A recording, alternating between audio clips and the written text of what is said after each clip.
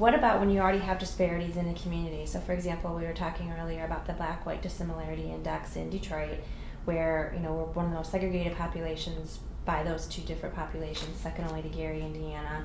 There's disparities in health and education. The list goes on, and then you layer something like this on top of it. How do you rectify that, or how do you bring in populations that are underserved? As opposed to just Sure. focusing on.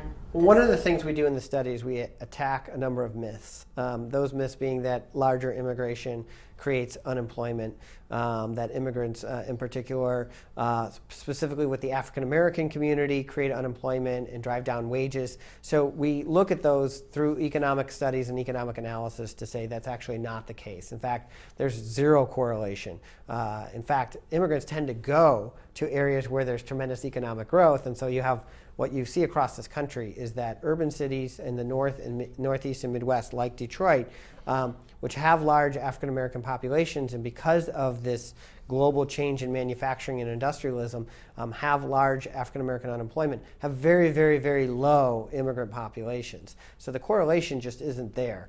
But I think more importantly, we look at the benefits that are out there, the opportunities that exist. And immigrants have frankly been the most productive force to stabilizing urban neighborhoods, to moving into neighborhoods that have a lot of blight and vacancy and deterioration, and bringing new energy, new retail opportunities, new grocery stores, new kinds of businesses that benefit not only obviously their own populations, but create retail opportunities and create business opportunities and job opportunities, as well as real estate value for existing native populations such as the African American population in Detroit.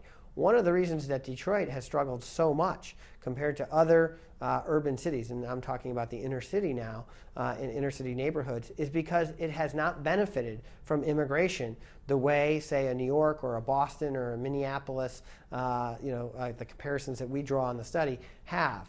And we really have had no strategy to have more Southwest Detroits with other kinds of communities. And instead, what we've seen is that in metropolitan Detroit, immigrant communities, foreign-born communities, increasingly are bypassing the city and moving directly to the outer suburbs. And so you're seeing new immigrant populations in Sterling Heights and Macomb County, and those have been really great for those older communities to stabilize those communities. But we have developed specific strategies to work in Detroit.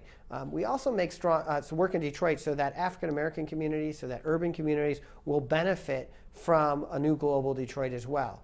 More importantly, we also identify that there are a number of strategies to help immigrant communities be urban neighborhood type communities that we think will be just as beneficial to the African American community. So one of the assets that Detroit has to draw in foreign-born communities is we have very low-cost real estate. We have had a tremendous foreclosure crisis that we could do a whole nother taping on. And we have some of the lowest, obviously, housing costs right now in the country. Well, the problem is that most people don't know how to acquire foreclosed properties, don't know what the opportunities are to move in and fix out a house. So we need to develop those resources to make sure that if we're going to attract foreign-born, and in fact we're talking about literally foreign-born who are usually coming from other American cities like New York, where the cost of housing is so high, or LA, where there's just not enough room for folks, that they can come to Detroit and have a single-family home, have a little urban garden in their backyard, have some space to grow.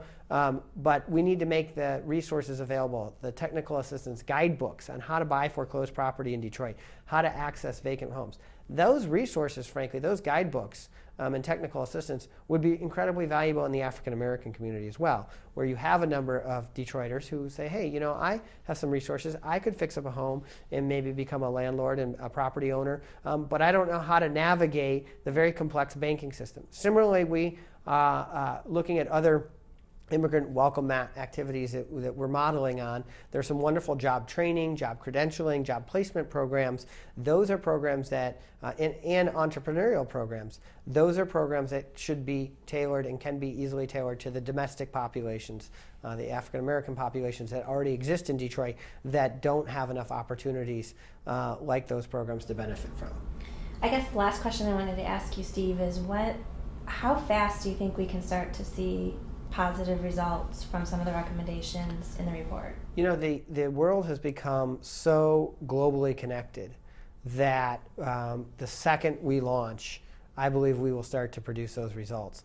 As I've done the study, time and time again, people in real world time have told me, wow, I just had this conversation. So both Oakland County and the Detroit Regional Chamber were on foreign trade missions during this process of the report, and I got separate comments saying, wow, I was in India and in China, and they asked about our regional center for the EB-5 visa, and we didn't have one.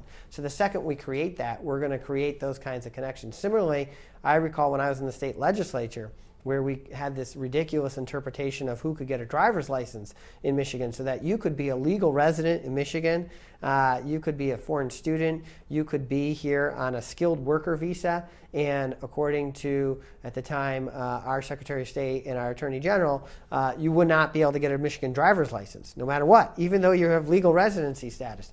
That was a unique interpretation of law that no other state had.